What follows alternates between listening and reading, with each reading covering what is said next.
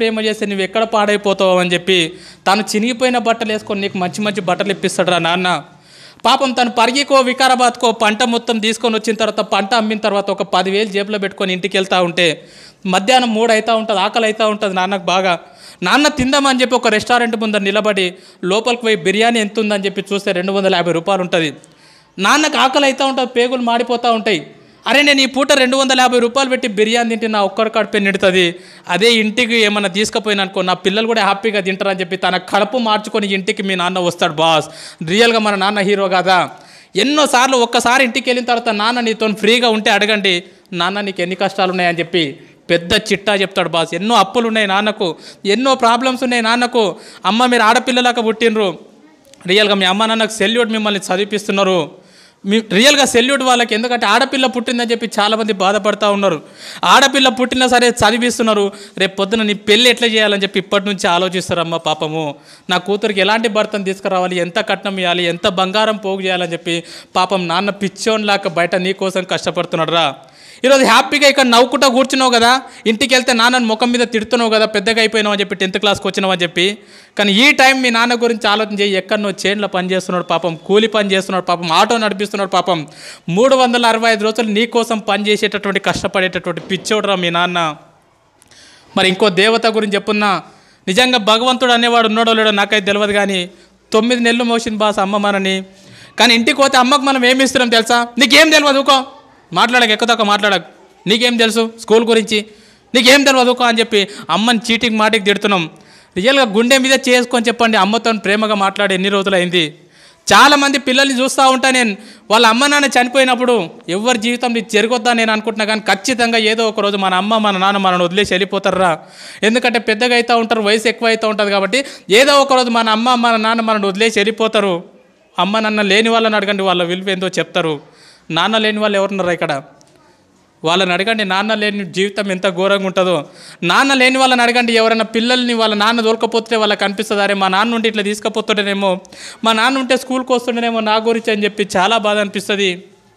మరి ఈ రకంగా ఒక తల్లి 9 నెలలు మోస్తుంది మీ అమ్మని ఇంటికి పోతే మనం చీటికి మాటికి తిడుతూ ఉన్నాం, చీటికి మాటికి కసురుకుంటా ఉన్నాం, నీకేం తెలియదు అంటున్నాం. 9 నెలలు కడుపులో మోసేటప్పుడు ఎన్నో హాస్పిటళ్ళు తిరిగింది, ఎన్నో గుడులు తిరిగింది, ఎన్నో మందులు మింగింది, తనకు ఇష్టం లేని ఫుడ్ తీసుకున్నది అమ్మ.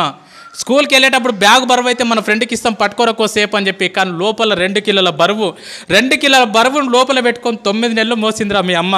ఆడపిల్లవో తెలియదు, మగపిల్లగాడవో తెలియదు, అందంగా ఉన్నవో తెలియదు, వికారంగా ఉన్నవో తెలియదు, పుట్టిన తర్వాత వాళ్ళని చూసుకుంటావో తెలియదు, చూసుకోవో తెలియదు. కడుపులో ఉన్నప్పుడు ప్రతిరోజు మురిసిపోయింది, నా కొడుకు ఇట్లుంటాడేమో, నా కూతురు ఇట్లుంటుందేమో అని చెప్పి. 8 నెలల టైం లోపల నువ్వు ఆడుతూ ఉంటే అమ్మ పేగుని గట్టిగా తన్నినప్పుడు విపరీతమైనటువంటి నొప్పి. లేచి ఒక్కసారి కన్నీళ్ళు దూడ్చుకొని పక్కకు నాన్న ఉంటే నాన్న నిద్రలకి లేపి లోపల బాబా ఆడుకుంటున్నారు తెలుసా, లోపల పాప ఆడుకుంటుంది తెలుసా అని చెప్పి మురిసిపోయిందిరా మీ అమ్మ. 9 నెలలు నిన్ను మోసిన తర్వాత ఈ ప్రపంచం లోపలికి నిన్ను తీసుకొచ్చేటప్పుడు మీ అమ్మ నిన్ను ఈ ప్రపంచం లోపలికి ఎట్లా తీసుకొస్తుంది తెలుసా? 2 రకాలుగా తీసుకొస్తుంది బాస్.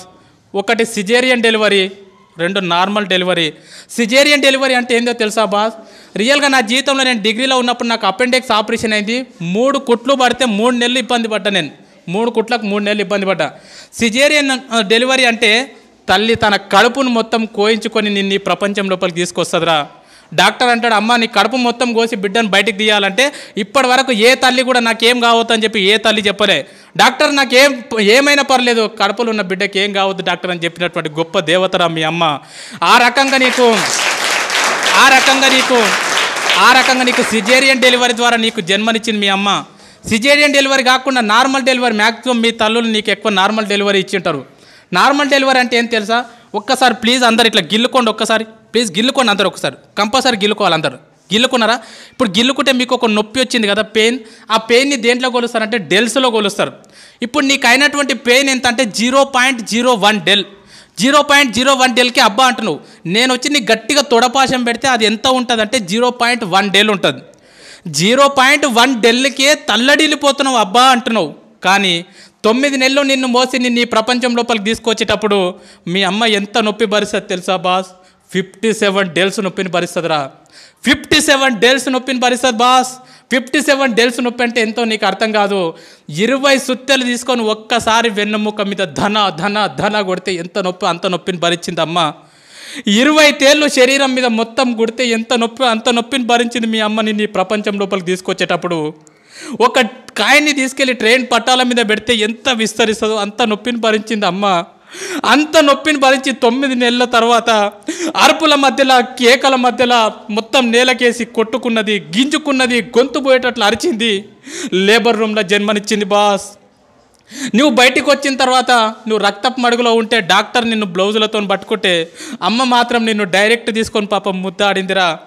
రక్తం మధ్యలో ఉన్నటువంటి నిన్ను తీసుకొని మల్లె పువ్వులాక చేసి పెంచి పెద్ద చేసింది బాస్. తను నిన్ను పెద్ద చేస్తుంటే ఎన్నోసార్లు తను పక్కకు తను తింటుంటే ఎన్నోసార్లు మూత్రం చేసినావు, ఎన్నోసార్లు బాత్రూమ్ చేసినావు. ఒక్కరోజు కూడా విసుక్కోకుండా తను తినేది పక్కకు పెట్టి అల్లారు ముద్దుగా పెంచి పెద్ద చేసిందిరా అమ్మ నిన్ను. అలాంటి అమ్మకు మనం ఏమి ఇస్తున్నాం? నీకేం తెలియదు పో. సపోర్ట్ చేయకుండా ఉండు, నువ్వు ఎక్కువ తక్కువ మాట్లాడకు. నువ్వు నీ బెస్ట్ ఫ్రెండ్ని ఒక మాటను వాడు రేపటి నుంచి నీతో మాట్లాడతాడు. మన బెస్ట్ ఫ్రెండ్ని ఒక మాట అంటే వాడు రేపటి నుంచి మనతో మాట్లాడాడు. మరి అమ్మని రోజు అన్ని మాటలు అంటున్నా కూడా ఎట్లా భరిస్తుంది ఒకసారి ఆలోచన చేయండి. ఎన్ని మాటలు అన్నా కూడా, నువ్వు ఎన్ని బాధలు పెట్టినా కూడా ఈ ప్రపంచం లోపల మళ్ళీ నిన్ను అంతే ప్రేమగా చూసే దేవత ఎవరంటే మీ అమ్మనే బాస్, మీ అమ్మనే బాస్. ఎందుకంటే చాలామంది పిల్లల్ని బయట నేను చూస్తూ ఉన్నా, అమ్మ నాన్న ఉన్నప్పుడు వాళ్ళని పట్టించుకోరు. వాళ్ళు చచ్చిపోయిన తర్వాత ఇక తీసుకుపోయేటప్పుడు అక్కడ పాతి పెట్టేటప్పుడు వాళ్ళ కాళ్ళని పాలతో కడుక్కుంటా, నెయ్యితో కడుక్కుంటా, నీళ్ళతో కడుక్కుంటా, అమ్మ నువ్వు అంటే నాకు ఇష్టం అమ్మ, ఐ లవ్ యూ అమ్మ, ఐ లవ్ యూ నాన్న అని చెప్పి వాళ్ళు చచ్చిపోయిన తర్వాత గొంతు జించుకొని అరుస్తూ ఉంటారు, నువ్వు అంటే నాకు ఇష్టం అమ్మ అని చెప్పి. వాళ్ళు చచ్చిపోయిన తర్వాత నువ్వు చూస్తే, నువ్వు ఏడిస్తే వాళ్ళకి తెలుస్తుందా? చచ్చిపోయిన తర్వాత అమ్మ నువ్వు నాకు అంటే ఇష్టం అంటే వింటదా? చచ్చిపోయిన తర్వాత వింటారా బాస్? చచ్చిపోలేదు కదా, బతికే ఉన్నారు కదా, మీకోసం 365 రోజులు కష్టపడుతున్నారు కదా. ఈరోజు ఇంటికి వెళ్ళిన తర్వాత చెప్పండి, అమ్మ నువ్వు అంటే నాకు చాలా ఇష్టం అమ్మా, నన్ను ఎట్లా కన్నావమ్మా, అసలు నేను ఎంత లక్కీ అమ్మా, నా కోసం ఎంత కష్టపడుతున్నావు అమ్మా అని చెప్పి. అమ్మకి ఎన్నిసార్లు థ్యాంక్స్ చెప్తున్నారు, ఎవరు చెప్పట్లే అమ్మకి థ్యాంక్స్. అమ్మకు నువ్వు థ్యాంక్స్ అని చెప్తే కూడా అర్థం కాదు. మరి మన కోసం ఇంత కష్టపడి మనని ఈ ప్రపంచం లోపలికి తీసుకొచ్చినటువంటి మన అమ్మ నాన్నని మనం సంతోషపెట్టాలంటే మనం చేయాల్సినటువంటి చిన్న పని మంచిగా చదువుకోవడమే. నువ్వు ఈరోజు మంచిగా చదువుకొని అన్ని పాస్గా ఇదే టీచర్లు మీ ఊరికి వచ్చినప్పుడు అబ్బా నీ కొడుకు బాగా పాస్ అయింది అమ్మ, నీ కూతురు బాగా పాస్ అయిందంటే ఆ నొప్పిని మొత్తం మర్చిపోతుందిరా అమ్మ. అరే నా కొడుక నా కూతురు, అరే సారులు గొప్ప చెప్పారు అని చెప్పి. ఆల్రెడీ అమ్మ కడుపు కోతబెట్టి ఈ ప్రపంచం లోపలికి వచ్చినాం. రేపు పొద్దున కాలేజ్ చేస్తుంటున్నావు, ఇంకేదో చేస్తున్నావు, ఎవరో పరిచయం అయ్యారని చెప్పి ముఖం తెలియని వాళ్ళతో ఇంట్లోకి వెళ్ళిపోయి అమ్మ నాన్న గుండెల మీద దాన్ని వెళ్ళిపోవద్దురా. ఎంతమందిని చూస్తున్నాం బయట, యూట్యూబ్లో చూస్తున్నాం, దాంట్లో దీంట్లో చూస్తున్నాం. ఎవరో ముఖం తెలియనోడు పరిచయం అయితే 2 సంవత్సరాల పరిచయానికి అమ్మ నాన్నని కాదంటున్నారు.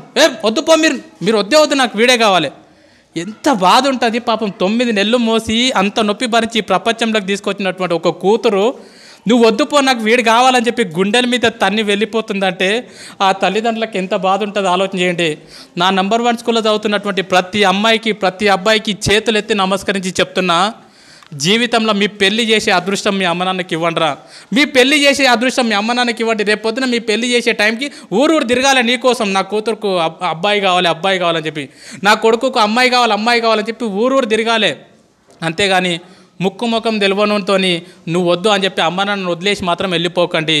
అమ్మ నన్ను వదిలేసి వెళ్ళిపోయినాం అనుకో బాస్, వేస్ట్. నన్ను అడిగితే చాలా వేస్ట్. ఎంతోమంది చేస్తూ ఉన్నారు బయట, వాళ్ళకి తెలియదు ఇంపార్టెన్స్. సరే ఈ ఎగ్జామ్లో బాగా కష్టపడతాం, చదువుకుంటాం, ఇంట్రెస్ట్ పెట్టి ఈ ఫైర్ నీకు అర్థమైంది. ఇన్ కేస్ నువ్వు ఎంత కష్టపడి చదువుకున్నా రేపు పొద్దున యాన్యువల్ ఎగ్జామ్ అప్పుడు నీ హెల్త్ బాగాలేకనో సంథింగ్ ఏదో ఫెయిల్ అవుతావు. ఒక్కొక్కసారి ఫెయిల్ అవుతాం. ఫెయిల్ అయితే వేస్టా? కాదు. మరి మా 10 పాయింట్స్ తెచ్చుకోమన్నాక తెచ్చుకోండి, మ్యాక్సిమం ప్రయత్నం చేయండి. అనుకోకుండా కనుక ఫెయిల్ అయినారనుకో, దయచేసి చెప్తున్నా, మన లైఫ్లో సూసైడ్ అనే మాట ఉండొద్దు. సూసైడ్ చేసుకోవద్దు. ఎందుకంటే మనం చచ్చిపోయినామనుకో బాస్, నువ్వు ఫెయిల్ అయినావు అని చెప్పి సూసైడ్ చేసుకుంటే ఈ స్కూల్కి నీకంటే మంచి స్టూడెంట్ వస్తాడు, నీ ఫ్రెండ్కి మంచి ఫ్రెండ్ దొరుకుతాడు. కానీ మీ అమ్మ నాన్నకు మళ్ళీ ఇలాంటి కూతురు ఇలాంటి కొడుకు దొరకడరా. అందుకే ఒక్క విషయం బాగా గుర్తుపెట్టుకోండి, లైఫ్లో ఎన్ని కష్టాలు వస్తే ఫ్యూచర్ అంత బాగుంటుంది. లైఫ్లో ఎన్ని ప్రాబ్లమ్స్ వస్తే నీ భవిష్యత్తు అంత బాగుంటుంది. చాలామంది పిల్లలు అంటారు, సార్ మా ఇంట్లో ఫుల్ ప్రాబ్లమ్స్ ఉన్నాయి సార్, అసలు వేస్ట్ సార్ అంటారు. మనము హాస్పిటల్కి వెళ్ళినప్పుడు, హార్ట్ హాస్పిటల్కి వెళ్ళినప్పుడు ఈసీజీ తీస్తారు కదా, ఈసీజీ తీసినప్పుడు ఇట్లా వస్తుంది, అది లైన్ చూసిరా, సినిమాలో చూపిస్తారు, టొయ్ టొయ్ టొయ్ టొయ్ అని వస్తుంది. అట్లా రాకుండా టొయ్ అని వచ్చిందంటే దాని అర్థం ఏంది? చచ్చిపోయిండని అర్థం. మిత్రమా, నీ జీవితం లోపల కూడా కష్టాలు లేకుండా కన్నీళ్ళు లేకుండా జీవితం ఇట్లా సాపిగా సాగిపోతుందంటే నువ్వు చచ్చిపోయినటువంటి శవంతో సమానం. నీ జీవితం లోపల కూడా కష్టాలు వస్తున్నాయి, సుఖాలు వస్తున్నాయి, కన్నీళ్ళు వస్తున్నాయి, ఒడిదుడుకులు వస్తున్నాయి, ఫెయిల్ అవుతున్నాం, పాస్ అవుతున్నాం అంటే నువ్వు బతికున్నావని అర్థం మిత్రమా, బతికున్నావని అర్థము, బతికున్నావని అర్థం. స్వామి వివేకానంద అంటాడు, కెరటాలు నాకు ఆదర్శం, పైకి లేస్తున్నందుకు కాదు, కింద పడ్డ ప్రతిసారి పైకి లేస్తున్నందుకు. ఎన్నిసార్లు ఫెయిల్ అవుతున్నాం అనేది ఇంపార్టెంట్ కాదు, ఫెయిల్ అయిన ప్రతిసారి మళ్ళీ పాస్ కావడానికి ప్రయత్నం చేస్తున్నామా లేదా అనేది ఇంపార్టెంట్. 10 సార్లు ఫెయిల్ అయినా సరే 11వ ప్రయత్నం చేయండి, అదే నిజమైనటువంటి చదువు. నన్ను అడిగితే ఫెయిల్ అయితే బాధపడొద్దు, సబ్జెక్టు పోతే బాధపడొద్దు, ఎందుకంటే జీవితం అనేది చాలా నేర్పుతుంది. అడగండి మీ టీచర్లను, ఎప్పుడన్నా ఫ్రీగా ఉన్నప్పుడు, సార్ మీరు ఎప్పుడన్నా ఫెయిల్ అయినరా? ఖచ్చితంగా ఏన్నో ఒక దగ్గర ఫెయిల్ అయినామని చెప్తారు వాళ్ళు, ఖచ్చితంగా ఫెయిల్ అయినరు. సపోజ్ ఫర్ ఎగ్జాంపుల్ చూడండి, 10th క్లాస్ ఫెయిల్ కాలే పోయినావు, ఇంకో విషయం చెప్తాం, పాస్ అయినోడు ఒకటేసారి రాస్తాడు ఎగ్జామ్, ఫెయిల్ అయినోడికి 2 సార్లు ఛాన్స్ ఉంటుంది రాసేది, అవునా కదా? సో 10th క్లాస్ ఫెయిల్ అయినావు, హ్యాపీగా వెళ్ళిపోయినావు, ఇంటర్మీడియట్ మంచిగా నడిచిపోయింది, డిగ్రీ మంచిగా నడిచిపోయింది, ఇంకేదో నడిచిపోయింది, నీ జీవితంలో ఎక్కడ ఫెయిల్యూర్ లేకుండా ఇట్లా జీవితం సాఫీగా సాగిపోతుంది. రేపు పొద్దున జాబ్ చేసేటప్పుడు నీకు ఫెయిల్యూర్ వచ్చింది అనుకో, ఖచ్చితంగా హార్ట్ అటాక్ వచ్చి స్పాట్లో చచ్చిపోతావు నువ్వు. ఎందుకంటే నీకు ఫెయిల్యూర్ అంటే తెలియదు, ఓటం అంటే తెలియదు. అందుకే నేనేం చెప్తానంటే చాలామంది పిల్లలకు ఆటలు ఆడమని చెప్తాం. ఆటలు ఆడడం అనేది ప్రైవేట్ స్కూల్లో ఏడుంటుంది మిత్రమా, ఇలాంటి గవర్నమెంట్ స్కూళ్ళలో మాత్రం ఉంటుంది. ఏ స్కూల్కు గ్రౌండ్ ఉన్నా చూడండి, ఏ స్కూల్కు గ్రౌండ్ లేకుంటుంది. ఆటలు ఆడితే ఏమవుతుందంటే, మనం కబడ్డీ ఆడినాం అనుకో, ఓడిపోతే ఏమంటాం, అరే మళ్ళీ ఆడదాంరా, మళ్ళీ ఆడదామారా, ఓయ్ మళ్ళీ ఆడదామా, ఎంత స్పిరిట్ ఉంటుంది తెలుసా. క్రికెట్ ఓడిపోయినాం అనుకో, అరే రేపు మళ్ళీ బెట్టి కట్టుకుందాంరా, ఎన్నిసార్లు ఓడిపోయినా మళ్ళీ ఏమంటున్నావు, అరే ఇంకోసారి ఆడదాంరా అంటున్నావు. ఆటలు నీ జీవితానికి అవి నేర్పుతాయి. ఎన్నిసార్లు ఫెయిల్ అయినా సరే మిత్రమా, బాధపడకు, కన్నీళ్లు పెట్టుకోకు, మళ్ళీ లేచి ప్రయత్నం కొనసాగించు. నా దృష్టిలో ఫెయిల్ అయితే ఫెయిల్ అయినట్లు కాదు, ఫెయిల్ అయిన తర్వాత పాస్ కావడానికి ప్రయత్నం చేయకపోతే నువ్వు ఫెయిల్ అయినట్లు.